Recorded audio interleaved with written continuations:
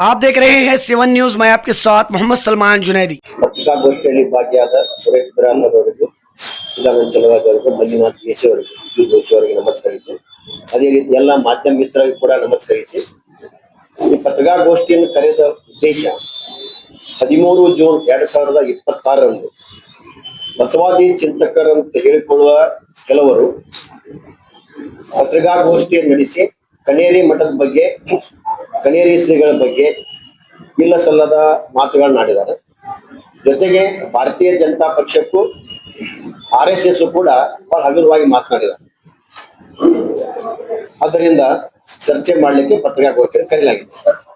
ಯಾವಾಗ ಹಿಂದೂ ದೇವರುಗಳನ್ನ ಅವಮಾನಿಸಿದ ಸ್ವಾಮಿಗಳಿಗೆ ಕನೇರಿ ಗುರುಗಳು ಎಚ್ಚರಿಕೆ ಕೊಡುವ ಮೂಲಕ ಬಿಜಾಪುರ ಜಿಲ್ಲೆಯವರಾಗಿ ಬಿಜಾಪುರದವರ ತರ ಒಂದು ಮಾತನಾಡಿದಾಗ, ಎಚ್ಚರಿಕೆ ಕೊಟ್ಟಾಗ, ಯಾರು ಹಿಂದೂ ದೇವರುಗಳಿಗೆ ಅವಮಾನಿಸಿದ್ರು ಅವರಿಗೆ ಬಿಜಾಪುರಕ್ಕೆ ನಿರ್ಬಂಧ ಹೇರುವ ಬದಲಾಗಿ ಕನೇರಿ ಗುರುಗಳಿಗೆ ನಿರ್ಬಂಧವನ್ನು ಹೇರಿದಾಗ ಪತ್ರಿಕಾ ಮಾಧ್ಯಮದವರು ನಮ್ಮ ಬಿಜಾಪುರ ಜಿಲ್ಲೆಯ ಉಸ್ತುವಾರಿ ಮಂತ್ರಿಗಳಾದ MB ಪಾಟೀಲ್ಗೆ ಕನೇರಿ ಗುರುಗಳ ಬಿಜಾಪುರ ಜಿಲ್ಲೆಯ ನಿರ್ಬಂಧದ ಬಗ್ಗೆ ಪ್ರಶ್ನೆ ಕೇಳಿದಾಗ MB ಪಾಟೀಲ್ರು ಕನೇರಿ ಗುರುಗಳು ಕ್ಷಮೆ ಕೇಳಿದ್ರ ಅವ್ರನ್ನ ಬಿಜಾಪುರಕ್ಕೆ ಬರಲು ಅವಕಾಶ ಮಾಡಿಕೊಡ್ತೀನಿ ಅಂತಕ್ಕಂಥ ಮಾತನ್ನು ಹೇಳಿದ್ರು. ಅವಾಗ ಕನೇರಿ ಗುರುಗಳು ಬಿಜಾಪುರ ನಿಮ್ಗೆ ಅಷ್ಟೇ ಸೀಮಿತನ ಅಂತಕ್ಕಂಥ ಪ್ರಶ್ನೆಯನ್ನ MB ಪಾಟೀಲ್ ಕೇಳಿದಾಗ ಇವತ್ತು ಈ ವಿಷಯ ಹಿಡ್ಕೊಂಡು ಆ ಪತ್ರಿಕಾಗೋಷ್ಠಿ ಮಾಡಿದ್ ನೋಡಿದ್ರ ಅದು ಬಸವ ಅಭಿಮಾನಿಗಳ ಪತ್ರಿಕಾಗೋಷ್ಠಿ ಆಗಿರ್ಲಿಲ್ಲ, ಅದು ಕಾಂಗ್ರೆಸ್ಸಿನ ಆಯೋಜಿತ ಪತ್ರಿಕಾಗೋಷ್ಠಿ ಆಗಿತ್ತು. ಇಲ್ಲ ಅಂದ್ರ MB ಪಾಟೀಲ್ ಆಯೋಜಿತ ಪತ್ರಿಕಾಗೋಷ್ಠಿ ಅಂತ ಹೇಳಿದ್ರೆ ತಪ್ಪಾಗ್ಲಿಕ್ಕೆ. ಅದಕ್ಕೆ ಕನೇರಿ ಗುರುಗಳು ಗಾಯಕವಾದಿ, ಕೃಷಿ ಸಂಶೋಧಕರು, ಅಂತವರಿಗೆ ಈ ರೀತಿ ಕಾಂಗ್ರೆಸ್ ಸರ್ಕಾರದ ವರ್ತನೆ ಸರಿಯಲ್ಲ ಅಂತಕ್ಕಂಥದ್ದನ್ನ ಹೇಳಕ್ ಇಚ್ಛೆ ಪಡ್ತೀನಿ. ಧರ್ಮಸ್ಥಳದ ಗುರುಗಳಿಗೂ ಕೂಡ ಇದೇ ರೀತಿ ಬುಡೆ ಗ್ಯಾಂಗ್ ಅಂತ ಬಿಟ್ಟು ಧರ್ಮಸ್ಥಳದ ಗುರುಗಳ ತೇಜೋವಧಿ ಮಾಡಬೇಕಂತ ಹೊರಟಂತ ಸಂದರ್ಭದಲ್ಲಿ ನಮ್ಮ ಭಾರತೀಯ ಜನತಾ ಪಕ್ಷದ ರಾಜ್ಯದ ಅಧ್ಯಕ್ಷರಾದ BY ವಿಜೇಂದ್ರ ಅವರ ಹೋರಾಟದ ಫಲ ಆ ಬುಡೆ ಗ್ಯಾಂಗ್ನ ಪರಿಸ್ಥಿತಿ ಏನಾಗೈತಿ ಇವತ್ತ. ಆದ್ರಿಂದ ದಯಮಾಡಿ ಕಾಂಗ್ರೆಸ್ ಸರ್ಕಾರಕ್ಕೆ ನಾನು ಮನವಿ ಮಾಡ್ತೀನಿ, ಈ ರೀತಿ ಕನೇರಿ ಗುರುಗಳಿಗೆ ಕ್ಷಮೆ ಕೇಳುವ ಬದಲಾಗಿ ಇಡೀ ಕಾಂಗ್ರೆಸ್ ಪಕ್ಷದ ಎಲ್ಲ ನಾಯಕರು ಕನೇರಿ ಗುರುಗಳಿಗೆ ಕ್ಷಮೆ ಕೇಳಬೇಕು ಅಂತಕ್ಕಂಥದ್ದು. ನಾವು ಕೂಡ ಅವತ್ತು ಮಾತನಾಡೋ ಸಂದರ್ಭದಲ್ಲಿ ಭಾರತೀಯ ಜನತಾ ಪಕ್ಷದ ಬಗ್ಗೆನೂ ಕೂಡ ಬಹಳಷ್ಟು ಹಗುರವಾಗಿ ಮಾತನಾಡಿದ. ನಾನು ಹೇಳ್ತಾ ಇದ್ದೀನಿ, ಇವತ್ತ ಭಾರತೀಯ ಜನತಾ ಪಕ್ಷ ಯಾವುದೇ ಹಿಂದೂಗಳಿಗೆ, ಯಾವುದೇ ನಾವೆಲ್ಲ ಹಿಂದೂಗಳು, ನಾವೆಲ್ಲ ಒಂದು ಅಂತಕ್ಕಂಥ ಗುರುಗಳಿಗೆ ಯಾರಾದರೂ ಅವಮಾನ ಮಾಡಿದ್ರೆ ನಾವು ಅವರ ಸಪೋರ್ಟ್ ಆಗಿ ನಿಲ್ತಕ್ಕಂಥದ್ದು ಭಾರತೀಯ ಜನತಾ ಪಕ್ಷದ ಜವಾಬ್ದಾರಿ ಅಂತಕ್ಕಂಥ ಮಾತನ್ನು ಹೇಳ್ಬೇಕಾಗ್ತದೆ. ಅದಕ್ಕೆ ಹೆಚ್ಚಿನ ವಿಷಯವನ್ನ ಇವತ್ತು ನಮ್ಮ ಪತ್ರಿಕಾಗೋಷ್ಠಿ ಹೆಚ್ಚಿನ ವಿಷಯವನ್ನ ನಮ್ಮ ಸುರೇಶ್ ಬ್ರಾದರ್ ಸರ್, ಚಿದಾನಂದ ಚಲವಾದಿ ಅವರು, ಮಂಜುನಾಥ್ ಮೀಸರು ಕೂಡ ಸ್ವಲ್ಪ ವಿಷಯ ಪ್ರಸ್ತಾಪ ಮಾಡ್ತಾರೆ. ಆತ್ಮೀಯ ಎಲ್ಲ ಮಾಧ್ಯಮ ಮಿತ್ರರಿಗೆ ನಮಸ್ಕರಿಸಿ, ಇವತ್ತು ಈ ಒಂದು ಪತ್ರಿಕಾಗೋಷ್ಠಿ ಕರಿಬೇಕಾದ್ರೆ ತಮಗೆಲ್ಲ ಗೊತ್ತಿದೆ, 28ನೇ ತಾರೀಕಿಗೆ ಬಸವ ಕಲ್ಯಾಣದೊಳಗ ಬಸವಾದಿ ಶರಣರ ಹಿಂದೂ ಸಮಾವೇಶ ಜರುಗ್ತಾ ಇದೆ. ಆ ಒಂದು ಸಮಾವೇಶವನ್ನ ನಡೆಸಿಕೊಡಬಾರ್ದು, ಕನೇರಿ ಶ್ರೀಗಳ ಮೇಲೆ ನಿರ್ಬಂಧ ಹಾಕಬೇಕು ಅಂತ ಹೇಳಿ ಈ ಒಂದು ಸರ್ಕಾರದ ಮೇಲೆ ಒತ್ತಡವನ್ನು ತಂದ ಈಗಾಗಲೇ ತಮಗೆ ಗೊತ್ತಿದೆ, ಆ ಒಂದು ಅನುಮತಿಯನ್ನ ನಿರಾಕರಿಸಲಾಗಿದೆ. ಆದ್ರೆ ಯಾವುದೇ ಕಾರಣಕ್ಕೂ 28ನೇ ತಾರೀಕಿನಂದು ಆ ಸಮಾವೇಶ, ಹಿಂದೂ ಸಮಾವೇಶ ನಡೆದೇ ನಡೀತದ. ಯಾಕಂದ್ರೆ ನಮ್ಮ ದೇಶದೊಳಗೆ ಡೆಮೊಕ್ರೆಟಿಕ್ ವ್ಯವಸ್ಥೆ ಇದೆ. ಇವರು ಆ ಡೆಮೊಕ್ರೆಟಿಕ್ ವ್ಯವಸ್ಥೆಯನ್ನ ಏನು ಬಾಬಾ ಸಾಹೇಬ್ ಅಂಬೇಡ್ಕರ್ ಅವರು ನಮಗ್ ಕೊಟ್ಟಿದ್ದಾರೆ ಅದನ್ನು ಬುಡಮೇಲೆ ಮಾಡ್ಲಿಕ್ಕೆ ಇವ್ರು ಹೊರಟಿದ್ದಾರೆ ಅಂತೇಳಿ ಹೇಳಿಕ್ ಬಯಸ್ತೀನಿ. ಮತ್ತು ಇವರು ಪತ್ರಿಕಾಗೋಷ್ಠಿಯನ್ನ ಅಥವಾ ಪತ್ರಿಕಾಗೋಷ್ಠಿಯಲ್ಲಿ ಅವ್ರು ಮಾತನಾಡ್ತಕ್ಕಂತಹ ಒಂದು ಶೈಲಿ ಎಷ್ಟು ಅಂದ್ರೆ ಹಗುರವಾಗಿ ಮಾತನಾಡ್ತಕ್ಕಂಥದ್ದು ಯಾರೇ ಬಗ್ಗೆ. ಕನ್ನೇರಿ ಶ್ರೀಗಳ ಬಗ್ಗೆ ಸರಿಯಾದ ಮಾಹಿತಿ ಇದ್ರೆ ಮಾತಾಡ್ಬೇಕು. ಇಲ್ಲದೆ ಹೋದ್ರೆ ಕೇವಲ ಒಂದು ಪ್ರಚಾರದಗೋಸ್ಕರ ಯಾರನ್ನೋ ನಾವು ಸ್ಯಾಟಿಸ್ಫೈ ಮಾಡೋ ಸಲುವಾಗಿ ಈ ಒಂದು ಕೆಲವು ವ್ಯಕ್ತಿಗಳು ಬೈಯುವುದು, ಸ್ವಾಮೀಜಿಗಳನ್ನು ಬೈತಕ್ಕಂಥದ್ದು ಇದು ಎಷ್ಟರ ಮಟ್ಟಿಗೆ ಸರಿ? ಯಾವ ಮಟ್ಟಿಗೆ ಮಾತಾಡ್ತಾರ ಅಂತಂದ್ರ ಇದೊಂದು ಕಲಬೆರಿಕೆ ಸಮಾವೇಶ ಅಂತಂದ್ರು. ಈ ಕಡೆ ಲಿಂಗಾಯತರೇ ಮಾಡ್ರಿ, ಈ ಕಡೆ ಹಿಂದೂ ಸಮಾವೇಶರೇ ಮಾಡ್ರಿ ಅಂತ ಹೇಳ್ತಾರ. ನೀವ್ಯಾರು ಅದನ್ನ ನಮಗೆ ಹೇಳೋದು? ಮತ್ತ ಮೊದಲಿಗೆ ನೀವು ತಮಗೆಲ್ಲ ಗೊತ್ತಿದೆ, ಲಿಂಗಾಯತರು ಅಂತಂದ್ರೆ ಹಿಂದೂಗಳೇ ಅವರು. ಮತ್ತ ಹಿಂದೆ ಏನಿತ್ತಪ್ಪ ಅಂತಂದ್ರೆ ಇದು ಮುಂದೆ ರಾಜಕೀಯವಾಗಿ ನಮ್ಮನ್ನು ಹೊಡೆದಿದ್ದಾರೆ. ಮೊದಲಿಗೆ ಹಿಂದೂ ಲಿಂಗಾಯತನೇ ಇರ್ತಿತ್ತು, ಹಿಂದೂ ಮುಸ್ಲಿಂ ಅಂತಾನೆ ಇರ್ತಿತ್ತು, ಹಿಂದೂ ಕ್ರಿಶ್ಚಿಯನ್ ಅಂತಾನೆ ಇರ್ತಿತ್ತು. ಈ ದೇಶದೊಳಗೆ ನಾವು ಹುಟ್ಟಿದೀವಪ್ಪ ಅಂತಂದ್ರ ಈ ನೆಲದಲ್ಲಿ ನಾವು ಈ ನೆಲದ ಋಣವನ್ನ ನಾವು ಪಡಿತಾ ಇದ್ದೀವಿ ಅಂತಂದ್ರ ನಾವೆಲ್ಲರೂ ಹಿಂದೂಗಳು ಅಂತಕ್ಕಂಥದ್ದನ್ನು ಮೊದಲು ನೀವು ಅರ್ಥ ಮಾಡ್ಕೊಳ್ಬೇಕು. ಇದೆಲ್ಲಿ ಸಿದ್ಧಾಂತ ತಂದಿರು. ಆಮೇಲೆ ಈ ಒಂದು ಲಿಂಗಾಯತ ಧರ್ಮವನ್ನ ಜಾಗತಿಕ ಧರ್ಮವನ್ನಾಗಿ ಮಾಡ್ಲಿಕ್ಕೆ ಹೊರಟಿದ್ದೀವಿ. ಹೌದು, ಜಾಗತಿಕ ಧರ್ಮವನ್ನಾಗಿ ಮಾಡ್ಬೇಕಾದ್ರೆ ಸಂಕುಚಿತವಾಗಿ ಹೋದ್ರೆ ಆಗುದಿಲ್ಲ. ಬಸವಣ್ಣನ ವಿಚಾರಧಾರೆಗಳೇನದಾವಲ್ಲ ಅವು ಬಹಳ ವಿಶಾಲವಾದಂತಹ ವಿಚಾರಗಳದಾವ. ಆಮೇಲೆ ಕೆಲವೊಂದು ಸ್ಟೇಟ್ಮೆಂಟ್ಸ್ ನೋಡಿದ್ರೆ ಇವರು ಹೇಳ್ತಕ್ಕಂಥದ್ದು ಅಂದ್ರ ಪ್ರಚೋದನೆಕಾರಿ ಕೆಲವೊಂದು ಎಮೋಷನಲ್ ವಿಚಾರಗಳನ್ನ ಅಂಕಿ ಅಂಶಗಳ ಮುಖಾಂತರ ಇಟ್ಟಾಗ ಬಹಳ ಇಫೆಕ್ಟಿವ್ ಆಗ್ತದೆ ಅಂತ ತಿಳ್ಕೊಂಡಾಗ ಇವರು ಸುಮಾರು 1,96,000 ಶರಣರ ಕಗ್ಗೊಲೆ ಆಯ್ತು ಅಂತಕ್ಕಂಥದ್ದು ಹೇಳ್ತಾರೆ. ಅವಾಗ 12ನೇ ನಮ್ದು ಸ್ವತಂತ್ರ ಸಿಕ್ಕಾಗಲೇ ನಮ್ ಜನಸಂಖ್ಯೆ ಎಷ್ಟಿತ್ತು? 36,000 ಕೊಟ್ಟಿತ್ತು. ಆ 12ನೇ ಶತಮಾನದೊಳಗ ಈ ಒಂದು ಬಸವ ಕಲ್ಯಾಣದೊಳಗೆ ಏನ್ ಜನಸಂಖ್ಯೆ ಇತ್ತು ಅದನ್ನೊಂದು ಸ್ವಲ್ಪ ನೀವು ವಿಚಾರ ಮಾಡ್ರಿ. ಆಮೇಲೆ ಆ ಬ್ಲೇಮ್, ಕಗ್ಗೊಲೆ ಆದಂತಹ ಬ್ಲೇಮ್ ಅನ್ನ ಯಾರ ಮೇಲೆ ಹಾಕ್ತಾರೆ? ಹಿಂದೂಗಳು ಅವರನ್ನ ಕಗ್ಗೊಲೆ ಮಾಡಿದ್ರು ಅಂತಕ್ಕಂಥದ್ದು ಎಷ್ಟು ಹಾಸ್ಯಾಸ್ಪದವಾದಂಥದ್ದು. ಅಲ್ಲಿ ರಾಜ ಯಾರಿದ್ರು? ಬಿಜ್ಜಳ ಇದ್ದ. ಬಿಜ್ಜಳ ಯಾವ ಧರ್ಮದ ಅನುಯಾಯಿ? ಜೈನ ಧರ್ಮದ ಅನುಯಾಯಿ. ಮತ್ತೆ ಜೈನ ಧರ್ಮೀಯರು ಒಂದು ಏನಂತಿರಲ್ಲ ಅದ ಇರುವಿ ಸುದ್ಯಕ್ಕೆ ಕೊಲ್ಲಿಕ್ಕೆ ಹಿಂದೆ ಮುಂದೆ ನೋಡ್ತಾರೆ. ಮತ್ತೆ ಇಂತಹ ದೊಡ್ಡ ಒಂದು ನರ ಹತ್ಯಾಕಾಂಡ ಆಗ್ಯದ ಅಂತಂದ್ರ ಇದು ಎಷ್ಟು ಮಟ್ಟಿಗೆ ಸಮಂಜಸವಾದಂಥದ್ದು ಇದನ್ನ ಒಂದು ಸ್ವಲ್ಪ ವಿಚಾರ ಮಾಡಿ. ಇನ್ನೊಂದು ಏನ್ ಹೇಳ್ತಾರೆ, ಸುಮಾರು 10,000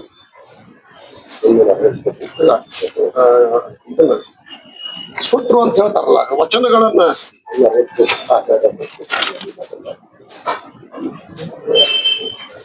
180 ಕೋಟಿ ವಚನಗಳನ್ನ ಸುಟ್ರು ಅಂತ ಹೇಳ್ತಾರೆ.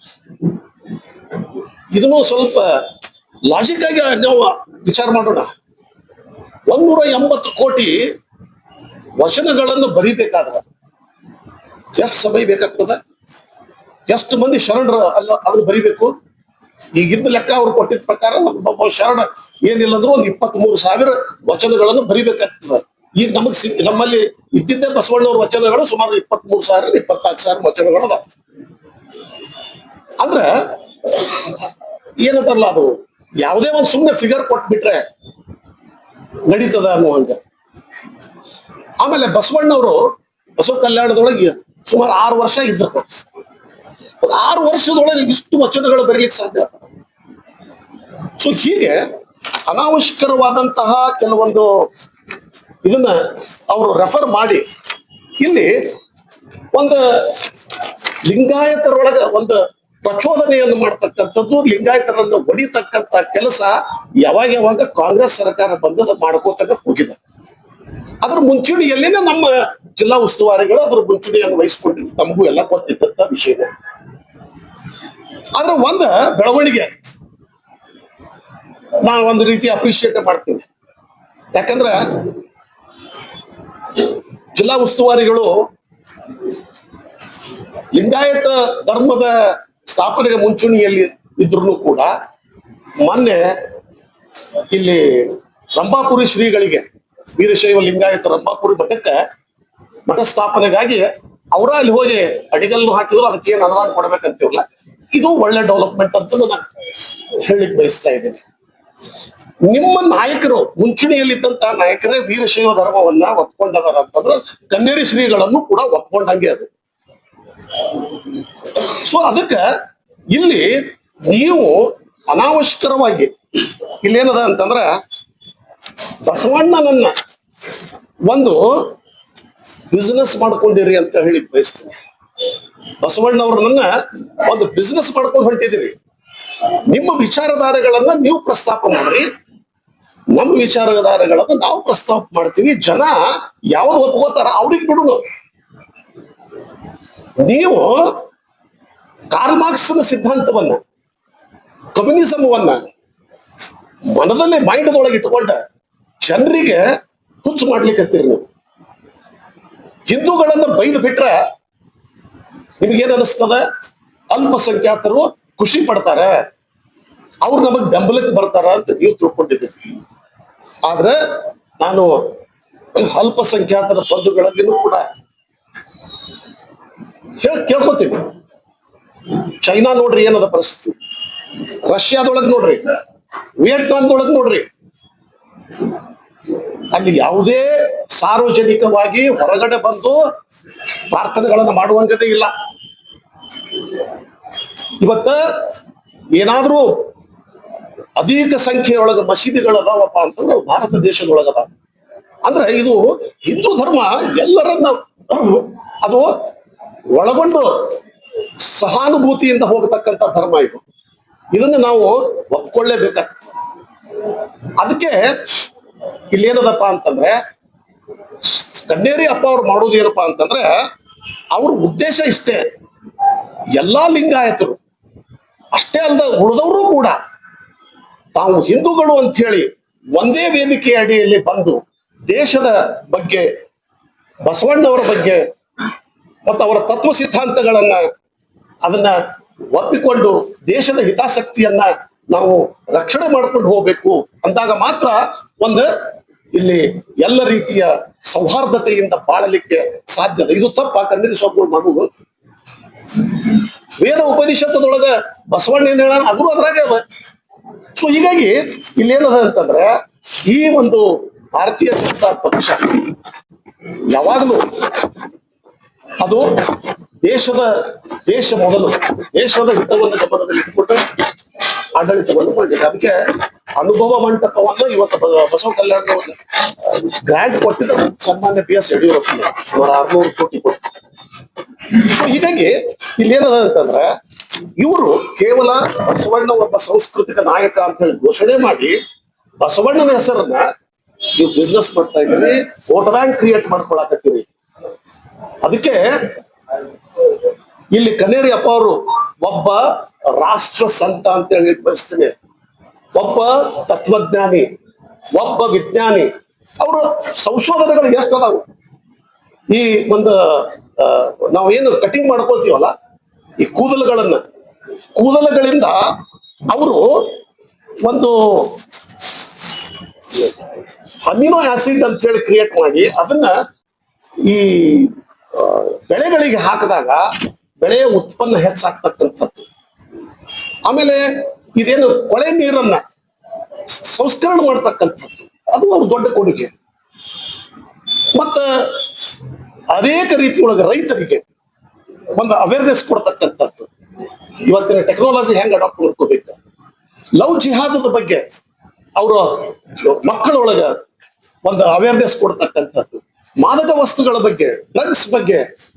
ಈ ಸಮಾವೇಶ ಅಂತಂದಾಗ ಬರೇ ಲಿಂಗಾಯತ ಇದು ಅಂತೇಳಿ ಹೋಗಾಗಿಲ್ಲ ಇಲ್ಲಿ. ಎಲ್ಲರನ್ನ ತೆಗೆದುಕೊಂಡು ಹೋಗ್ತಕ್ಕಂಥದ್ದು ಸಮಾಜದೊಳಗೆ ಏನು ಒಂದು ಇವತ್ತ ಪಾಲಕರಿಗೆ ಒಂದು ಸಮಸ್ಯೆ ಆಗಿದೆ, ಪೀಡೆ ಆಗಿದೆ, ಅದನ್ನ ಎದುರಿಸ್ಲಿಕ್ಕೆ ಏನೇನ್ ಮಾಡಬೇಕು ಅಂತಕ್ಕಂಥದ್ದನ್ನು ಕೂಡ ಇದು ತಪ್ಪ, ಇದನ್ನ ತಡಿಲಿಕ್ಕೆ ಇವರು ವಿರೋಧ ಮಾಡ್ತಕ್ಕಂಥದ್ದು. ಇವರು ಅದಕ್ಕೆ ನಾನು ಹೇಳೋದು ಏನಂತಂದ್ರೆ, ಇವತ್ತ ಪ್ರತ್ಯೇಕ ಲಿಂಗಾಯತ ಧರ್ಮ ಅಂತಂತಾರೆ. ಇದು ಬಹಳ ಇಂಪಾರ್ಟೆಂಟ್ ಪಾಯಿಂಟ್. ಅದು ಪ್ರತ್ಯೇಕ ಲಿಂಗಾಯತ ಧರ್ಮ ಓಕೆ, ನಾವು ಒಪ್ಕೊಳ್ಳೋಣ, ಮಾಡೋಣಂತ. ಈ ಪ್ರತ್ಯೇಕ ಲಿಂಗಾಯತ ಧರ್ಮ ಅಂತಂದಾಗ ಬಸವಣ್ಣ ಏನ್ ಮಾಡದ, ಎಲ್ಲಾ ಕೆಳಜಾತಿಯವರನ್ನ ಒಂದು ಕಡೆ ಸೇರಿಸಿ ಎಲ್ಲರಿಗೂ ಲಿಂಗವನ್ನ ಕಟ್ಟಿ ಆ ಒಂದು ಧರ್ಮ ಸ್ಥಾಪನೆಯನ್ನ ಮಾಡದ. ಅದ್ರ ಕುಂಬಾರರು ಬಂದ್ರು, ಕುರುಬರು ಬಂದ್ರು, ಅಂಬಿಗೆರು ಬಂದ್ರು, ಕಂಬಾರರು ಬಂದ್ರು, ಎಷ್ಟೋ ನಮ್ಮ ರೆಡ್ಡಿಯರು ಬಂದ್ರು, ಗಾಣಿಗರು ಬಂದ್ರು, ಪಂಚಮಸಾಲಿ ಬಂದ್ರು, ಎಲ್ಲರೂ ಬಂದ್ರು. ಅದರಲ್ಲಿ ದಲಿತರು ಬಂದ್ರು, ಎಲ್ಲರೂ ಬಂದ್ರು. ಆದ್ರೆ ಇವತ್ತು ನಾನು ಒಂದು ಕೇಳ್ತೀನಿ, ಅವರೆಲ್ಲರೂ ಹಿಂದೂ ಕುರುಬ, ಹಿಂದೂ ಲಿಂಗಾಯತ, ಹಿಂದೂ ಒಕ್ಕಲಿಗ, ಹಿಂದೂ ಅಂಬಿಗೆಯರ, ಈಗ ಹಿಂದೂ ಇಟ್ಕೊಂಡೇ ಬರೋದಿಲ್ಲ. ಅದನ್ನ ಬಿಟ್ಟು ಲಿಂಗಾಯತ ಕುರುಬ ಅಂತ ಬರೀತಾರ, ಲಿಂಗಾಯತ ಅಥವಾ ಕಂಬಾರ ಅಂತ ಬರೀಲಿಕ್ಕೆ ಸಾಧ್ಯದ? ಅಂದ್ರೆ ಇಲ್ಲಿ ನಾವು ಅರ್ಥ ಮಾಡ್ಕೊಳ್ಬೇಕು. ಸುಮ್ಮನೆ ನೀವು ಗೊಂದಲವನ್ನ ಕ್ರಿಯೇಟ್ ಮಾಡಿ ಒಂದು ಜನರೊಳಗ ಒಂದು ಏನದ ಗೊಂದಲ ಸೃಷ್ಟಿ ಮಾಡಿ ವೋಟ್ ಬ್ಯಾಂಕ್ಗಾಗಿ ನಿಮ್ಮ ಕಮ್ಯುನಿಸಂ ಸಿದ್ಧಾಂತವನ್ನ ಜನರ ಮೇಲೆ ಹೇರ್ಲಿಕ್ಕೆ ಹೋಗ್ಬೇಡ್ರಿ. ನಾನು ಅದಕ್ಕೆ ಹೇಳಿದೆ, ಇವ್ರು ಬರ್ತಾ ಬರ್ತಾ ಹಿಂದೂಗಳಿಗೆ ಬೈದಾಗ ಅಲ್ಪಸಂಖ್ಯಾತರು ಬಹಳ ಖುಷಿ ಪಡ್ತಾರ ಅಂತ ತಿಳ್ಕೊಂಡಿರ್ತಾರ. ಅವ್ರು ಅಲ್ಪಸಂಖ್ಯಾತರಿಗೆ ಎಚ್ಚರಿಕೆ ವಹಿಸ್ಬೇಕು. ನಾಳೆ ಅವ್ರು ನಿಮಗೂ ತಿರುಗಿ ಬೀಳ್ತಾರ, ಅವ್ರು. ಅದಕ್ಕ ಇಲ್ಲಿ ಏನದ ಅಂತಂದ್ರ ಬಹಳ ಇದು ವಿಚಾರವಾಗಿ ನಾವು ಗಂಭೀರವಾಗಿ ಕೋಮು ಗಲಭೆ ಆಗ್ತದೆ. ಎಲ್ಲಿ ಕೋಮು ಗಲಭೆ ಆಗ್ತದೆ? ಬಗಲೇಶ್ವರದೊಳಗಾಯ್ತ, ಅಥವಾ ಮೊನ್ನೆ ಗದಗದೊಳಗಾಯ್ತ, ಶಾಪುರದೊಳಗಾಯ್ತ, ಮತ್ತು ಚಡಚಣದೊಳಗ ಒಂದು ಮಾಡಿದ್ರು, ಮತ್ತು ಬನಟ್ಟಿ ಒಳಗಾಯ್ತು. ಎಲ್ಲಿನೂ 10,000 ಮೇಲೇನೆ ಜನ ಸೇರಿದಾರಕ್ಕಾಗಿ ಬಹಳ ಸರಳವಾಗಿ ಅದು ಆ ಒಂದು ಕಾರ್ಯಕ್ರಮ ನಡೆಸಿಕೊಂಡು ಹೋಗಿದ್ದಾರೆ. ಸೊ ಹೀಗಾಗಿ ಈ ಒಂದು ಏನು ಬಸವಣ್ಣವರ ಬಗ್ಗೆ ಅದನ್ನ ಈ ರೀತಿಯಾಗಿ ತಪ್ಪು ತಿಳುವಳಿಕೆಯನ್ನು ಕೊಡ್ತಾ ಕೇವಲ ನಮ್ಮ ಒಳಗ ಜಗಳ ಮಾಡ್ಕೊಂತ ಇಲ್ಲಿ ಒಂದು ಒಗ್ಗಟ್ಟನ್ನ ಹೊಡಿತಕ್ಕಂತ ಕೆಲಸಕ್ಕೆ ನೀವು ದಯಮಾಡಿ ಕಾಂಗ್ರೆಸ್ ಏಜೆಂಟ್ ಆಗ್ಬೇಡ್ರಿ ಅಂತ ಹೇಳ್ಬೇಕು. ಕಾಂಗ್ರೆಸ್ ಏಜೆಂಟ್ ಆಗ್ಬೇಡ್ರಿ. ಯಾಕಂದ್ರೆ ನಿಮ್ ನಾಯಕರ ಈಗ ಜಿಲ್ಲಾ ಉಸ್ತುವಾರಿಗಳು ನಾ ಹೇಳ್ದಂಗ ರಂಭಾಪುರ ಜಗದ್ಗುರುಗಳ ಪೀಠಕ್ಕೆ ಅಡಿಪಾಯನೂ ಹಾಕಿದಾರ, ಅದಕ್ಕೆ ಏನ್ ಸಹಾಯ ಕೊಡ್ಬೇಕು ಅಂತ ಹೇಳಿದಾರ, ಒಪ್ಕೊಂಡ್ರ ಅಂದಂಗ. ಇದು ಬಹಳ ಒಳ್ಳೆ ಡೆವಲಪ್ಮೆಂಟ್ ಅಂತೀನಿ ನಾನು. ಸೊ ಅದಕ್ಕೆ ಇಲ್ಲಿ ಏನದ ಅಂತಂದ್ರ ಈ ಒಂದು ಏನು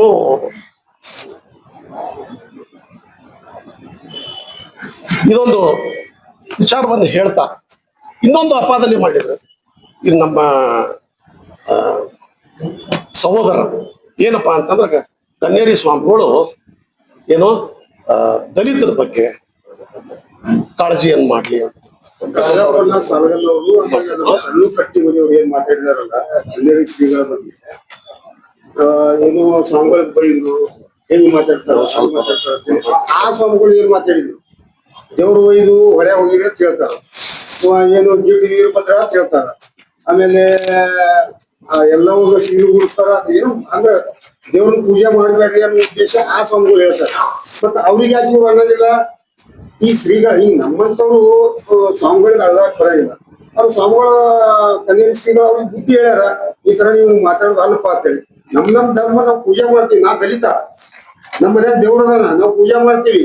ಆಮೇಲೆ ಜಾತ್ರೆ ಮಾಡ್ತೀವಿ, ಅವರು ಎಲ್ಲ ಬರ್ತಾರೆ ಜಾತ್ರೆಗೆ, ಜಾತ್ರೆನೂ ಮಾಡ್ತಾರ, ಪೂಜೆನೂ ಮಾಡ್ತಾರ, ಅವ್ರ ಊಟನೂ ಮಾಡ್ತಾರ. ಆದ್ರೆ ಅವ್ರು ಕೂಡ ಕೂಡಿ ಅವರು ಕನ್ನೇರಿ ಶ್ರೀಗಳಿಂದ ಯಾವ ಕನ್ನೇರಿ ಶ್ರೀಗಳ ಬಗ್ಗೆ ಹೇಳ್ಬೇಕಂದ್ರೆ ಅವ್ರು ಬರೇ ಮೇಲ್ವರ್ಗದವ್ರಿಗೆ ಲಿಂಗಾಯತರಿಗೆ ಅಷ್ಟೇ ಅಲ್ಲಿ ಕನ್ನೇರಿ ಮಠದಾಗ ಇದೆಯಿಲ್ಲ. ನೀವು ನೋಡ್ರಿ, ಅಲ್ಲಿ ಆಡಳಿತ ಅಧಿಕಾರಿ ಇಡೀ ಮಠದ ಏನು ವ್ಯವಸ್ಥೆ ಅದಲ್ಲ, ಒಬ್ಬರು ದಲಿತರು ನೋಡ್ತಾರ. ನಮ್ಮ ಹರಿಯಣ್ಣವ್ರಿಗೆ ಒಂದು ಮಾತು ಹೇಳಕ್ ಬಯಸ್ತೀನಿ. ಒಂದ್ಸಲ ಕನ್ನೇರಿ ಮಠಕ್ಕೆ ಹೋಗಿ ಬರ್ಲಿ ಅವ್ರು. ಅಲ್ಲಿ ಕನ್ನೇರಿ ಮಠದಾಗ ಆಡಳಿತ ಏನದಲ್ಲ, ಅಲ್ಲಿ ಕೋಟ್ಯಾನುಗಟ್ಲೆ ಅದು ಏನು ವ್ಯವಹಾರ ಇರ್ತದ, ಒಬ್ರು ದಲಿತರೇ ನಿಭಾಯಿಸ್ತಾರ ಅಲ್ಲಿ. ಇಬ್ರು ದಲಿತರು ಪ್ರಮುಖ ಅಲ್ಲಿ ಜವಾಬ್ದಾರಿ ನೋಡ್ಕೊಳ್ಳುವಂತದಾರ. ಆಮೇಲೆ ಸುಮಾರು ಅಲ್ಲಿ ಶಾಲೆ ಕಾಲೇಜುಗಳು ನಡೆದವಲ್ಲ, ಅಲ್ಲಿ ಎಲ್ಲಾ ಮಕ್ಕಳಿಗೆ ಫ್ರೀ ಎಜುಕೇಶನ್.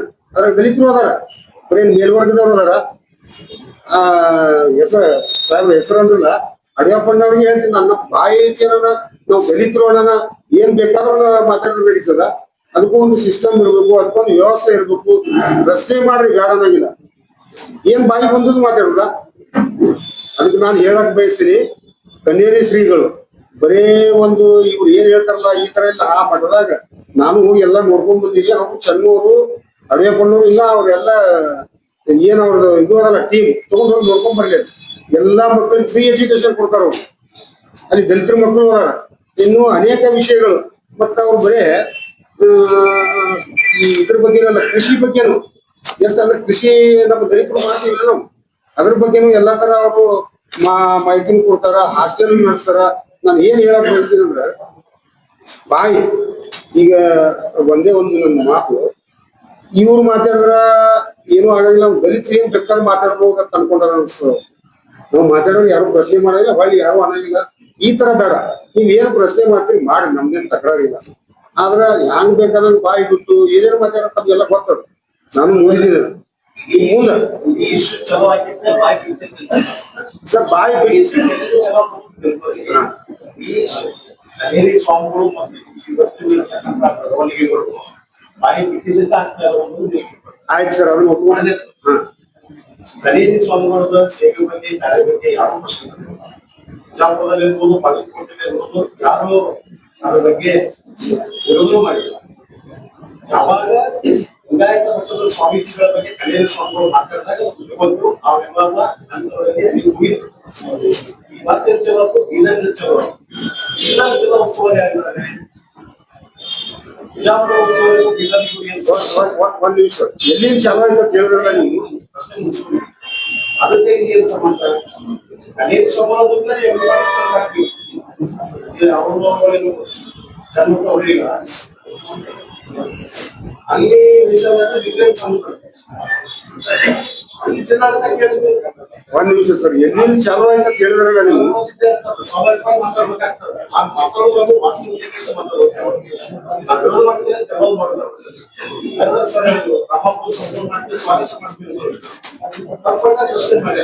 ಸ್ವಾಮಿಗಳ ಬಗ್ಗೆ ಈಗ ಮತ್ತೆ ಹೇಳಿದ್ರು ಸ್ವಾಮಿಗಳು ಈ ತರ ಮಾತಾಡತ್ತ ಬಿಜಾಪುರವನ್ನ ಅವ್ರು ಕಟ್ಟಾನೋ ರೊಕ್ಕ ಕಟ್ಟಾನೋ ಅಂತ ಪ್ರಭಾವಿ ನಾಯಕರ ಬಗ್ಗೆ ಮಾತಾಡಕತ್ತಾರೆ. ಅದನ್ನ ಮಾತಾಡಿದ್ರೆ ಮಾತಾಡ್ತಾರೆ. ಅವ್ರು ಕಟ್ಟಾನೋ ರೊಕ್ಕ ಕಟ್ಟಾನ ಅನ್ನೋದು ಸ್ವಾಮೀಜಿಗಳು ಮಾತಾಡೋ ಮಾತ್ರ ಇಲ್ಲ.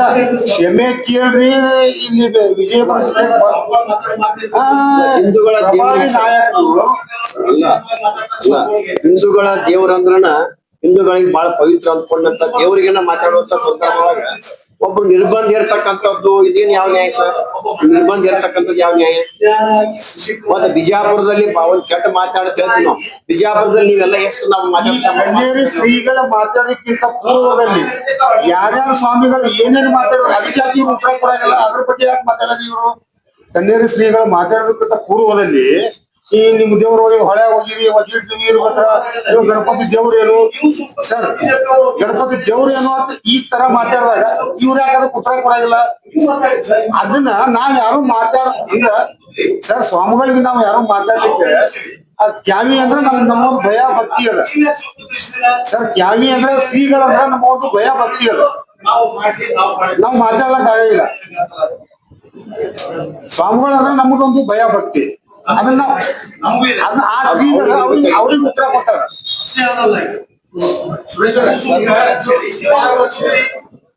ಎಷ್ಟೋ ಸ್ವಾಮಿಗಳು ಟಾರ್ಗೆಟ್ ಯಾರು ಸರ್? ಇದು ಆರಂಭವಾಗಿದ್ದ ವಿಜಯಪುರದಿಂದ ತಾವು ವಿಚಾರ ಮಾಡ್ಕೊಳ್ಳಿ. ವರ್ಷದಿಂದ ನೀವು ಸುಮಾರು ಸ್ವಾಮಿಗಳನ್ನು ತಾವು ನೋಡಿದ್ರಿ. ಸ್ವಾಮಿಗಳ ಬಗ್ಗೆ ಎಲ್ಲರೂ ಗೌರವತೆ ಎರಡು ಮಾತಿಲ್ಲ. ಆದ್ರೆ ಸ್ವಾಮಿಗಳ ಬಗ್ಗೆ ಎಷ್ಟು ಯಾವ ಗೌರವ ಇರ್ತದೆ, ಆ ಸ್ವಾಮಿಗಳ ಶಬ್ದ ಬಳಕೆ ಸಮಾಜದಲ್ಲಿ ಹೇಗಿರ್ತದೆ ಅದರ ಮೇಲೂ ಗೌರವ ಇಟ್ಕೊಳ್ಳಾಗ್ತದೆ.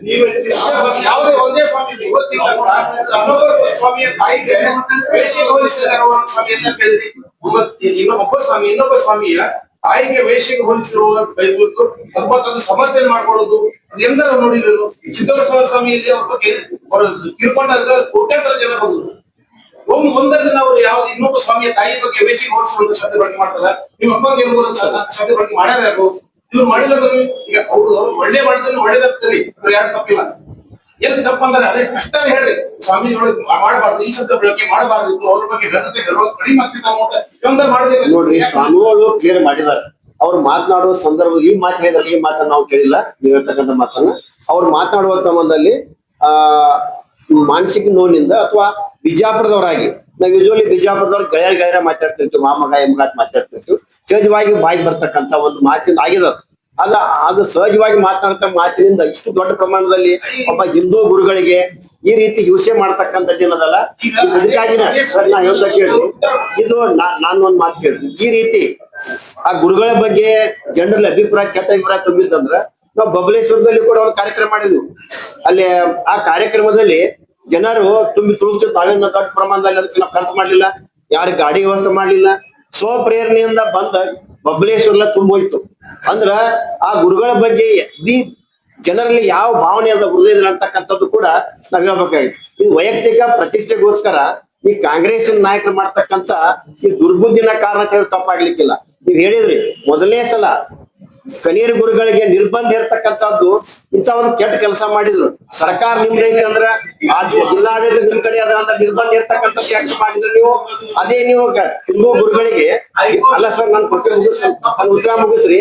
ಹಿಂದೂ ಗುರುಗಳಿಗೆ ನಾವು ದೇವ್ರಂದ್ರೆ ಅದಕ್ಕೆ ಯಾವ್ದ್ರ ತಗೊಂಡಂತ ಹಿಂದೂಗಳು ನಾವು ನಮಗ್ ಬೇದಕ್ಕಿಂತಲೂ ನಾವು ದೇವ್ರಿಗೆ ಬೇದಾಗ ನಾವು ಅನುಭವಿಸ್ತಕ್ಕಂಥ ಮಾನಸಿಕ ಹಿಂಸೆ ಏನದಲ್ಲ, ಆ ದೇವ್ರ ನಮ್ಮ ಹಿಂದೂ ದೇವರುಗಳಿಗೆ ಈ ಕೆಟ್ಟ ಪದಗಳನ್ನ ಬಳಸಿದಾಗ ನೀವು ಅವ್ರಿಗೆ ಯಾಕೆ ನಿರ್ಬಂಧ ಇರ್ತಕ್ಕಂಥದ್ದು ಕಾಂಗ್ರೆಸ್ ಸರ್ಕಾರ ಮಾಡ್ಲಿಲ್ಲ? ಅಂದ್ರೆ ನೀವು ಕಾಂಗ್ರೆಸ್ ಸರ್ಕಾರದ ಪಾರದಾರ್ಥ ಮಾಡ್ಲಿಲ್ಲ. ನೀವು ನಾವು ಸರ್ಕಾರ ಕೇಳ್ಬೇಕಾಕೈತಿ. ಅದು ಇದು ಪ್ರಾರಂಭ ಆಗಿದ್ದು ವಿಜಯಪುರದಿಂದ. ನಿರ್ಬಂಧ ಇರ್ತಕ್ಕಂಥ ನೀವು ಚಾಳಿ ಶುರು ಮಾಡಿರಿ, ಅದೇ ಚಾಳಿಯನ್ನು ಮುಂದಿನ ಜಿಲ್ಲಾ ಕಾಂಗ್ರೆಸ್ ನಾಯಕ ಮಾಡಕತ್ತಾರ. ತಪ್ಪು ಇಲ್ಲಿಂದ ಆಗೈತಿ. ಸೈದ್ಧಾಂತಿಕ ವಿರೋಧ ಬೇರೆ ಸೈದ್ಧಾಂತಿಕ ವಿರೋಧ ಒಪ್ಪಬಹುದು, ತಾತ್ವಿಕ ವಿರೋಧ ಇರ್ಬೋದು, ಸೈದ್ಧಾಂತಿಕ ವಿರೋಧ ಇರ್ಬೋದು, ಎರಡು ಮಾತಿಲ್ಲ. ಆದ್ರೆ ಶಬ್ದ ಬಳಕೆ ಶಬ್ದ ಕೇಳಿಲ್ಲ. ನಾವು ಕೇಳಿದಂತ ಮಾತೇನಲ್ಲ ನಾವ್ ಕೇಳಿಲ್ಲ ಸರ್. ಅದು ನಾವು ಅದ್ರ ಬಗ್ಗೆ ನಾವು ಚರ್ಚೆ ಮಾಡ್ತೀವಿ. ಅದು ನನ್ಗೆ ಒಂದ್ ಗೊತ್ತಿದೆ, ನಾವು ಈಗ ನಮ್ ಗೆಳೆಯ ಆತ್ಮೀಯ ಕ್ಲೋಸ್ ಗೆಳೆಯರು ಕೂಡ ಈಗ ಮಾತನಾಡೋ ಸಂಬಂಧದಲ್ಲಿ ನಾ ಮಗ ಈ ಮಗ ಮಾತಾಡ್ತಕ್ಕಂಥ ಸಹಜ ಪ್ರಯತ್ನ ನಮ್ಗೆ ಎಲ್ಲಿರ್ತೈತಿ.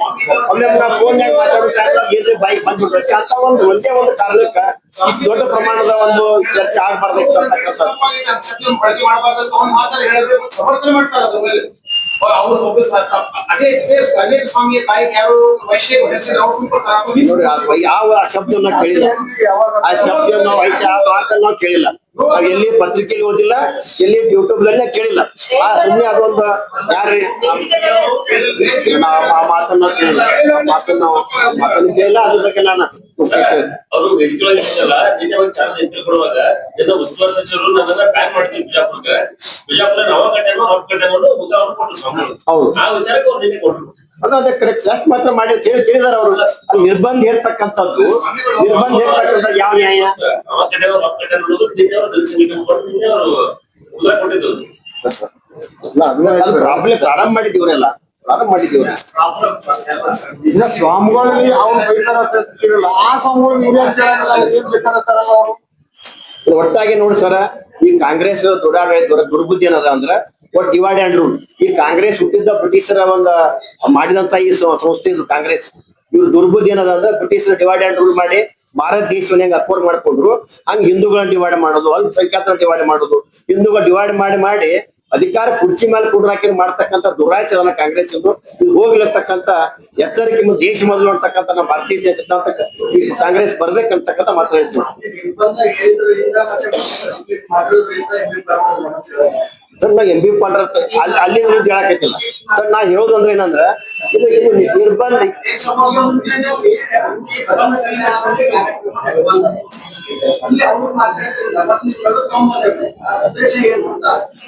ಸರ್. ನಾನು ಅವ್ರು ಮಾಡ್ಸತ್ ಹೇಳಕತ್ತಿಲ್ಲ. ಇದು ಬಿಜಾಪುರದಲ್ಲಿ ನಿರ್ಬಂಧ ಪ್ರಾರಂಭ ಆಯ್ತಲ್ಲ, ಕಾಂಗ್ರೆಸ್ ನಾಯಕ ನಿರ್ಬಂಧ ಆಗಿಲ್ಲ. ಇದ ಕಾಂಗ್ರೆಸ್ ನಾಯಕರು ಅವ್ರ ಮುಂದ್ ಪ್ರೋಸೆಸ್ ಮಾಡ್ಕೊಂಡಾರ ಅವರು. ಜಿಲ್ಲಾ ಉಸ್ತುವಾರಿ ಸಚಿವರು ಕೊಟ್ಟಿಲ್ಲ, ಅದು ಮುಗಿರಿ ಅಲ್ಲ ನೋಡ್ರಿ, ನಾವು ಆ ಸಂದರ್ಭದಲ್ಲಿ ಜಿಲ್ಲಾಡಳಿತ ನಿರ್ಬಂಧ ಇರುವಂತ ಸಂದರ್ಭ ಅದು ಆ ಸರ್ಕಾರ ಮೇಲೆ ಆರೋಪ ಮಾಡ್ಬೇಕಾಯ್ತು. ನಿರ್ಬಂಧ ಇದ್ದು ಜಿಲ್ಲಾ ಉಸ್ತುವಾರಿ ಸಚಿವರು ಜಿಲ್ಲಾಡಳಿತ ಪೊಲೀಸ್ ಇಲಾಖೆ ಒಂದು ಎರಡನೇ ಹೈಕೋರ್ಟಿಗೆ ಹೋದ್ರಿ, ಸುಪ್ರೀಂ ಕೋರ್ಟಿಗೆ ಹೋದ್ರಿ, ಅಲ್ಲಿ ನಾವು ಹಾಗಾದ್ರೆ ನೀವು ಹೇಳ್ಬಿಟ್ಟಿದ್ರಿ ಹೈಕೋರ್ಟ್ ಸುಪ್ರೀಂ ಕೋರ್ಟ್ ಆದೇಶವನ್ನ ನಾವು ಪಾಲನೆ ಮಾಡೋದು ಬಿಜೆಪಿ ಅಧ್ಯಕ್ಷರಾಗಿ. ಸರ್ ಇನ್ನೊಂದು ಹೈಕೋರ್ಟಿನ ಆದೇಶವನ್ನು ಕೂಡ ನಿಮ್ಮನ್ನ ಕ್ಲಿಯರ್ ಮಾಡ್ತೀನಿ ಸರ್, ಇದನ್ನ ನಾನು ನಿಮ್ಗೆ ಕ್ಲಿಯರ್ ಮಾಡ್ತೀನಿ. ಧಾರವಾಡ ಹೈಕೋರ್ಟ್ ಅದ ಏನ ಪ್ರತಿ ಅದ, ಇವ್ರು ಯಾರು ಮಾತಾಡ್ತಾರಲ್ಲ ಕೋರ್ಟ್ ಚೀಮಾರಿ ಹಾಕ್ತಿವ್ ಅಂತಕ್ಕಂತ ಏನ್ ಮಾತಾಡ್ತಾರೆ ಹೈಕೋರ್ಟ್ ಆದೇಶ ಪ್ರತಿಯನ್ನು ಓದಾಕ ಸಾಧ್ಯನೇ ಇಲ್ಲ ಅಂತ ಹೇಳ್ತೀನಿ. ಅದು ಜಿಲ್ಲಾ ಸಚಿವರ ಪ್ರಮುಖರಿಂದ ಮೌಖಿಕ ಆದೇಶನೂ ಇರ್ತದ ಅಂತ ಇದೇ ಮೌಖಿಕ ಆದೇಶನೂ ಕೊಟ್ಟಿರ್ತಾರ. ನೀವು ಹೇಳ್ಬಿಟ್ರೆ ಸುಪ್ರೀಂ ಕೋರ್ಟ್ ಆದೇಶಕ್ಕೆ ನಾವು ಅಲ್ಲ ಕೋರ್ಟ್ ಸುಪ್ರೀಂ ಕೋರ್ಟ್ ಆದೇಶ ನಾವು ತಲೆ ಬಾಕಿ ಸರ್. ಆದ್ರೆ ನೀವು ಒಂದು ಮಾತು ಹೇಳ್ತೀನಿ ನಿಮ್ಗ, ಆ ಸುಪ್ರೀಂ ಕೋರ್ಟ್ ನ ಆದೇಶ ಬಗ್ಗೆ ನಾವು ತಪ್ಪು ಚರ್ಚೆ ಆಗತ್ತೆ. ಇವತ್ತು ಅವ್ರ ನಾಯಕರು ಮಾಡಕತ್ತಾರ. ಇವತ್ತು ಯಾರು ಬಸವಾದೀಶರನ್ನ ಅದೇ ಧಾರವಾಡದ ಪ್ರತಿಯನ್ನ ನೀವು ತರಿಸಿ ಓದತ್ ಹೇಳ್ರಿ ಅವ್ರಿಗೆ. ಅದ್ರಾಗ ಚಿಮ್ಮಾರಿ ಹಾಕಿದಂತದ್ದು ಯಾವುದೂ ವಸ್ತುಗಳಿಲ್ಲ. ಅವ್ರಿಗೂ ಕೂಡ ನೀವು ಅಲ್ರಿ ಒಂದ್ ದಿವಸ ಒಂದು ಕಾರ್ಯಕ್ರಮಕ್ಕ ನೀವು ಮೂರ್ ತಿಂಗಳು ನಿರ್ಬಂಧ ಹಾಕಿರ್ತ ಕ್ವಶನ್ ಮಾಡಿ ಚಿಮ್ಮಾರಿ ಹಾಕ್ಯಾರ ಅವ್ರಿಗೆ. ಸೊ ಚರ್ಚೆ ಸಂದರ್ಭದಲ್ಲಿ ನಿನ್ನೆ ಹೇಳಿದ ಅಂದ್ರೆ ಅಡಿಯಪ್ಪ ಸಾಲ್ಗಲ್ ಅವರು ಹೇಳಿದ್ರ ಏನು ಕನೇರಿ ಅಪ್ಪಗಳು ಈ ರೀತಿ ಮಾತಾಡ್ಲಿಕ್ಕೆ RSS ಕುಮ್ಮಕ್ ಅಂತಕ್ಕಂಥದ್ನ ಹೇಳಿದಾರಲ್ಲ, ಯಾವುದೇ ಕಾರಣಕ್ಕೂ ರಾಷ್ಟ್ರೀಯ ಸ್ವಯಂ ಸೇವಕ ಸಂಘ ಏನಪ್ಪಾ ಅಂತಂದ್ರೆ ಹಿಂದೂ ಧರ್ಮದಲ್ಲಿ ಇರ್ತಕ್ಕಂಥ ಜಾತಿಗಳನ್ನ ಎತ್ತಿ ಕಟ್ಟತಕ್ಕಂಥ ಕೆಲಸ ಇಲ್ಲೂ ಮಾಡಿಲ್ಲ ಅಂತ ಇತಿಹಾಸದಲ್ಲೇ ಇಲ್ಲ. ಅದಕ್ಕೆ ಉದಾಹರಣೆ ಏನಪ್ಪಾ ಅಂತಂದ್ರೆ ಸಂಘ ಪರಿವಾರದಲ್ಲಿ ಇರ್ತಕ್ಕಂಥ ವಿದ್ಯಾರ್ಥಿ ಪರಿಷತ್ನ ಪೂರ್ಣಾವಧಿ ಕಾರ್ಯಕರ್ತ 12 ವರ್ಷ ನಾವೇ ಕೆಲಸ ಮಾಡಿದ್ವಿ. ಯಾವುದೇ ಕಾರಣಕ್ಕೇನಪ್ಪ ಅಂದ್ರೆ ಸಂಘ ಪರಿವಾರದಲ್ಲಿ ಆಗಿರ್ಬೋದು, ರಾಷ್ಟ್ರೀಯ ಸ್ವಯಂ ಸೇವಕ ಸಂಘದಲ್ಲಿ ಆಗಿರ್ಬೋದು, ಯಾವುದೇ ಕಾರಣಕ್ಕೂ ಜಾತಿ ಅಂತಕ್ಕಂಥದ್ದು ಎಲ್ಲೂ ಇಲ್ಲ ಏನಂತ ಅಂದ್ರೆ ಯಾರು ಆ ಜಾತಿಯವರು ಅಂತಕ್ಕಂಥದ್ದು ಒಂದ್ ಜಾತಿ ಇನ್ನೊಂದ್ ಜಾತಿಗೆ ಎತ್ತಿ ಕಟ್ಟತಕ್ಕಂಥ ಕೆಲಸ ಎಲ್ಲೂ ನಡೆದಿಲ್ಲ ಏನಂತ. ಹಾಗಾಗಿ ಅಡಿಯಪ್ಪ ಸಾಲ್ಗಲ್ ಅವ್ರಿಗೆ ನಾನು ಉತ್ತರ ಕೊಡ್ತಾ ಇದ್ದೀನಿ ಏನಂತ. ಯಾಕಂದ್ರೆ ಯಾವುದೇ ಕಾರಣಕ್ಕೂ ಆ ರೀತಿ ಇರ್ತಕ್ಕಂಥ ಹೇಳಿಕೆಯನ್ನು ಕೊಡ್ತಕ್ಕಂಥ ಕೆಲಸ ಮಾಡಬಾರ್ದು ಏನಂತ. ಯಾಕಂದ್ರೆ ಇವತ್ತು ನೋಡ್ತಾ ಇದೀನೋ ಮುದ್ದೆಕ ಇವತ್ತು ಕೆಲವ್ರು ಏನಂತಂದ್ರೆ ಜಾತಿಗೆ ಸೀಮಿತವಾಗಿ ಜಾತಿಗೆ ಇಟ್ಕೊಂಡು ಕೆಲಸ ಮಾಡ್ತಕ್ಕಂಥವ್ರಿಗೆ ಇದು ಹೊಟ್ಟೆ ನೋವು ಆಗ್ತದೆ. ಯಾಕಂತಂದ್ರೆ ಕನೇರ ಹಬ್ಬಗಳು ಇಡೀ ಹಿಂದೂ ಸಮಾಜ ಅಂತ ಹೋದಂತ ಸಂದರ್ಭದಲ್ಲಿ ಜಾತಿ ಹೆಸರಿನಲ್ಲಿ ಕೆಲವರು ಏನ್ ಬೇಳೆ ಬೇಸ್ಕೊಳ್ಕೊಂಡು ಹೋಗ್ತಾ ಇದ್ರಲ್ಲ ಅವ್ರು ಸಂಕಟ ಆಗ್ತದೆ ಏನಂತೇಳಿ. ಎಲ್ಲೂ ನಮ್ ಜಾತಿ ಏನಪ್ಪಾ ಅಂತಂದ್ರೆ ಹಿಂದೂ ಧರ್ಮದ ಏನಪ್ಪಾ ಅಂತಂದ್ರೆ ಎಲ್ಲ ಒಂದಾದ ಸಂದರ್ಭದಲ್ಲಿ ನಮಗೇನು ಅವಕಾಶ ಸಿಗಲತಕ್ಕಂಥದ್ದು ಏನಿದೆಲ್ಲ ಯಾವುದೇ ಕಾರಣಕ್ಕೂ ಆ ರೀತಿ ಇರ್ತಕ್ಕಂಥದ್ದು ಏನಪ್ಪಾ ಅಂದ್ರೆ ವ್ಯವಸ್ಥೆ RSS ಅಲ್ಲಿ ಇಲ್ಲ. ರಾಷ್ಟ್ರೀಯ ಸ್ವಯಂ ಸೇವಕ ಸಂಘದಲ್ಲಿ ಏನಪ್ಪಾ ಅಂದ್ರೆ ಎಲ್ಲಾ ಜಾತಿಯ ಯಾವುದೇ ಕಾರಣಕ್ಕೆ ಏನಪ್ಪಾ ಅಂದ್ರೆ ಜಾತಿಯ ತಾರತಮ್ಯ ಆಗಿರ್ಬೋದು, ಒಂದು ಜಾತಿ ಇನ್ನೊಂದು ಜಾತಿ ಬರ್ತಕ್ಕಂಥ ಕೆಲಸ ಮಾಡಲ್ಲ. ವ್ಯಕ್ತಿ ನಿರ್ಮಾಣ ಕೆಲಸ ಏನಪ್ಪಾ ಅಂದ್ರೆ ಇವತ್ತು ರಾಷ್ಟ್ರೀಯ ಸ್ವಯಂ ಸೇವಕ ಸಂಘ ಮಾಡ್ತಾ ಇದೆ. ಹಾಗಾಗಿ ಅಡಿಯಪ್ಪ ಸಾಲ್ಗಲ್ ಅವ್ರ ಏನ್ ಪ್ರಶ್ನೆ ಏನು ಅವ್ರೇನ್ ಹೇಳಿದ್ರಲ್ಲ ಅದಕ್ಕೆ ಉತ್ತರವಾಗಿ ನಾನು ಕೊಡ್ತಾ ಇದ್ದೀನಿ. ರಾಷ್ಟ್ರೀಯ ಸ್ವಯಂ ಸೇವಕ ಸಂಘದಲ್ಲಿ ಏನಪ್ಪಾ ಅಂತಂದ್ರೆ ಹಿಂದೂ ಧರ್ಮದಲ್ಲಿ ಇರ್ತಕ್ಕಂಥ ಜಾತಿಗಳ ವಿರುದ್ಧ ಏನಪ್ಪಾ ಅಂದ್ರೆ ಒಂದು ಜಾತಿಯನ್ನು ಇನ್ನೊಂದು ಜಾತಿಗೆ ಏನಪ್ಪಾ ಎತ್ತಿ ಕಟ್ಟತಕ್ಕಂಥ ಕೆಲಸವನ್ನು ಮಾಡಲ್ಲ. ವ್ಯಕ್ತಿ ನಿರ್ಮಾಣದ ಕೆಲಸ ಜೊತೆಗೆ ಏನಪ್ಪಾ ಅಂದ್ರೆ ಇಡೀ ಅಖಂಡವಾಗಿ ಏನಪ್ಪಾ ಅಂತಂದ್ರೆ ಸಮಾಜ ಮತ್ತು ಹಿಂದೂ ಸಮಾಜ ಪರವಾಗಿ ಕೆಲಸ ಮಾಡ್ತಕ್ಕಂಥ ಕೆಲಸವನ್ನ ರಾಷ್ಟ್ರೀಯ ಸ್ವಯಂ ಸೇವಕ ಸಂಘ ಮಾಡ್ತಾ ಇದೆ.